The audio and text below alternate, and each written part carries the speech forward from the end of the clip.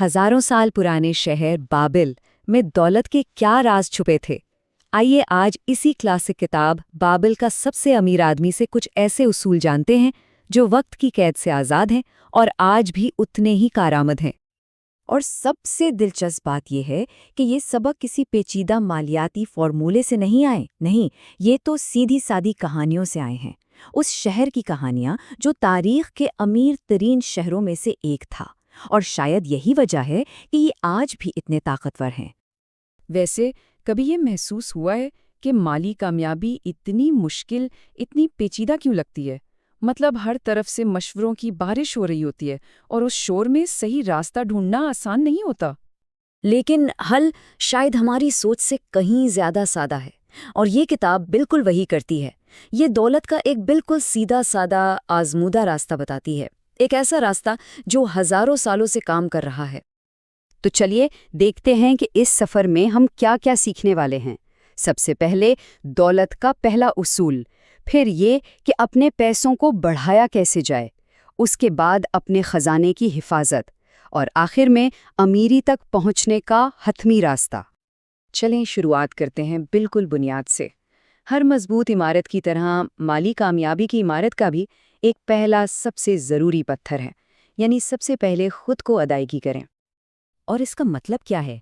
बहुत सादा, कमाई जो भी हो, चाहे कम हो या ज़्यादा, इसमें से कम 10% हमेशा अलग रखना है। बस ये है पहला कदम। इसी बात को किताब का ये कॉल बड़े ज़बरदस्त तरीके से समझाता है। जो कुछ कमाया जाए, इसका एक हिस्सा रखने के लिए अपना है। देखें, ये सिर्फ पैसा बचाना नहीं है, ये एक ज़हनियत है कि कमाई का एक हिस्सा कमाने वाले के मुस्तकबिल के लिए है। अच्छा जी, तो पैसा बचा लिया, लेकिन क्या उसे बस संभाल कर रखना काफ़ी है?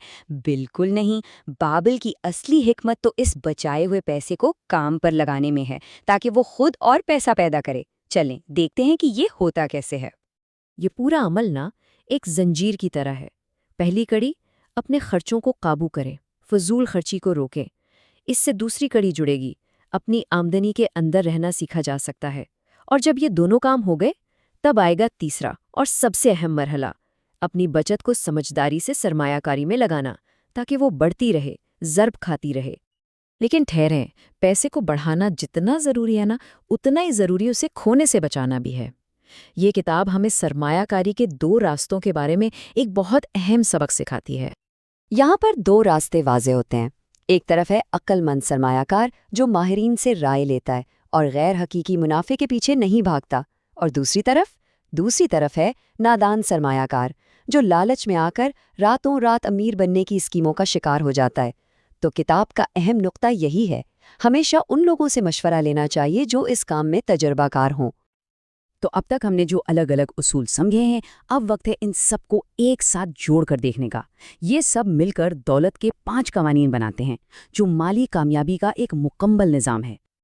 और ये सब कुछ इन 5 सुनहरी उसूलों में समेट जाता है। ये एक मुकम्मल निज़ाम है। कमाई का एक हिस्सा बचाना, अखराजात पर काबू रखना, इस बचत को बढ़ाना, उसे नुकसान से महफूज रखना, और आखिर में अपनी कमाने की सलाहियत को मुसलसल बेहतर बनाते रहना। यही वो लाजवाल फ्रेमवर्क है जो दौलत की बुनियाद बनता है। तो सवाल ये पैदा होता है कि इन लाजवाल असूलों में से कौन सा असूल एक नए माली सफ़र का पहला कदम बन सकता है?